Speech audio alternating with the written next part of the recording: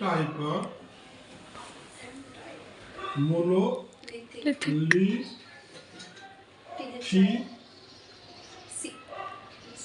monolithic strip seal expansion joint।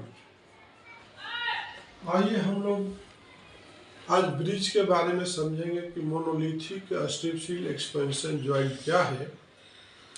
अब देखिए हम इसको डिस्क्रिप्शन में जाएंगे। देखिए मोनोलिथिक स्ट्रिप सील जॉइंट बनाने के लिए आपको इसका कितने पार्ट होते हैं। फर्स्ट कौन से पार्ट होंगे, तो फर्स्ट कौन सा पार्ट है आपका। फर्स्ट जैसे कि पहले क्या आपको लेना पड़ेगा, मोनोलिथिक एंगल लेना पड़ता। फर्स्ट क्या है, मोनोलिथिक एंगल।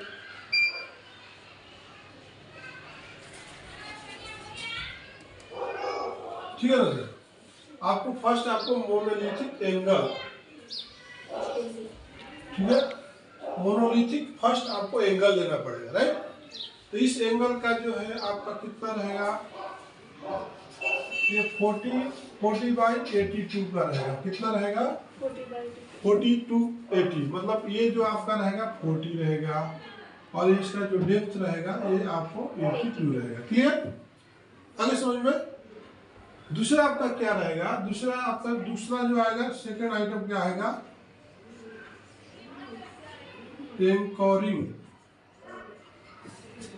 एंकोरिंग रॉड। ठीक है ना, इसका साइज क्या रहेगा 16 mm।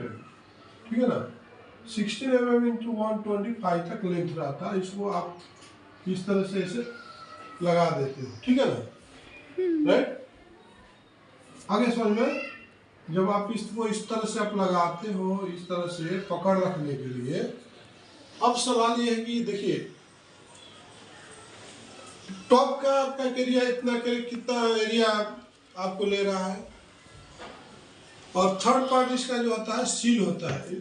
क्या होता है, न्यूप्रिन सील। क्या होता है, न्यूप्रिन सील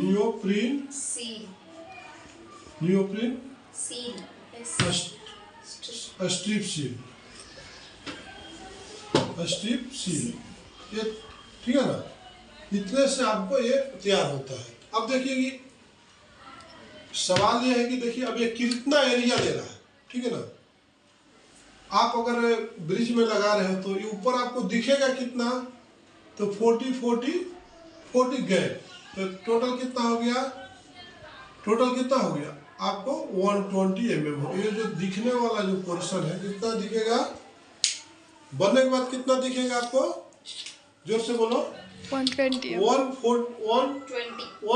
mm दिखेगा। ठीक है ना। अब सवाल है कि ये जो आपका लूप्स टाइप का जो एंकरिंग रॉड है, ये नीचे डिप्थ कितना तक जाता है। अब ये 82 तो एंगल है और नीचे भी गया ना, ये कितना जाएगा डेप्थ, अगर पूरा इसका डेप्थ देंगे तो कितना आ जाएगा, 125 mm। ठीक है, सर। देन ये टेक एरिया 125 mm डेप्थ, कितना लगा, टेक 125 mm गए। Anchoring edge beam depth is 82, but after welding the anchoring loops, I will take the depth area is 125 mm. Understand? And the top platform width is 40 mm, gap 40 mm, 120 mm, and the depth is 82 mm, right?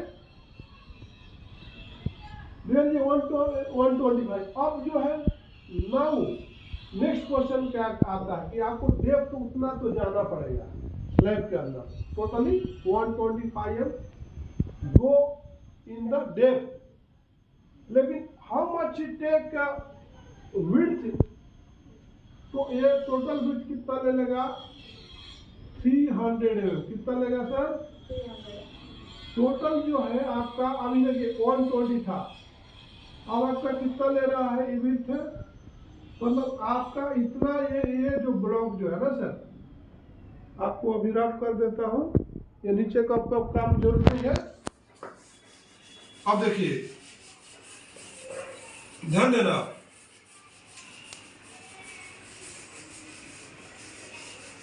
ठीक है। अब ये जो steep seal के लिए कितना area आपको मतलब रखना होगा, अगर आप ब्रिज बना रहे हो तो 300, मतलब ये सेंटर से, ये सेंटर हो गया, ठीक है, ये सेंटर हो गया, ठीक है ना, ये सेंटर से आपको इधर 150, इधर 150, ठीक है, अंडरस्टैंड। ये सेंटर पॉइंट से आपको इधर 150 रखना पड़ेगा और इस सेंटर पॉइंट से इधर 150 आपको रखना पड़ेगा, 150, तो टोटल 300 हो गया।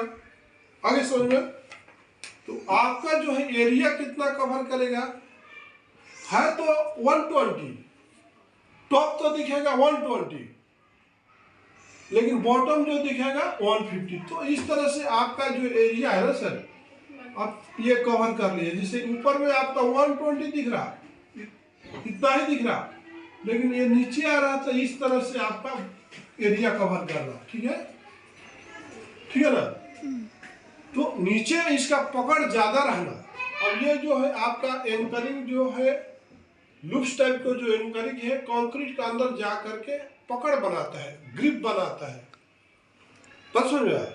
जब इसके ऊपर से गाड़ियां आपको रन करेगी, तो ये खाली आप एंगल से अगर बना देते हो तो एंगल तो इजी निकल जाएगा ना, कंक्रीट में एंगल नहीं तो काम नहीं करेगा, सब सीधा निकल जाएगा। क्या होगा, ये रिक्वायर्ड था लूप्स, और लूप्स के अंदर आपको टीएमटी बार डाल करके आपको कंक्रीटिंग करना पड़ेगा। तो आपको समझ में आ गया होगी, अगर आप कभी भी आप ब्रिज बनाने के बाद, कंप्लीटली करने के बाद, आपको 300 एरिया जो है ना विड्थ में आपको डैमेज करना पड़ेगा, डेप्थ में आपको कम से कम 125 mm आपको डैमेज करना पड़ेगा। अगर बिठाना है ब्रिज बनने के बाद, रिवोल्यूशन करना है, तो बना हुआ ब्रिज में, अगर ब्रिज आपका बन चुका है, ठीक है, तो आपको क्या करना है, उसको ब्रिज को आपको दोबारा स्ट्रिप से लगाना हो, तो आपको कम से कम 300 जो है ब्रिथ में आपको डैमेज करना होगा। जिससे कि आपका ये रोड है, आपका ये रोड जो है, आपका ऐसा रोड जा रहा है, अब इसमें आपको स्ट्रिप से लगाना है, तो यहाँ पे आपको क्या है, कम से कम 300 तो आपको तोड़ना पड़ेगा। डेप्थ में जो है आपका, मान लीजिए डेप्थ जो है 125 ब्रेक करना होगा, और इधर ब्रिथ में 300 तोड़ना पड़ेगा, तब जाके आप इसको स्ट्रिप सील को इंसर्ट कर करके फिर आप इसमें आप कंक्रीटिंग कर सकते हैं। आगे समझ में? तो इसी के साथ मैं इस वीडियो को विराम देता हूँ। नमस्कार, धन्यवाद।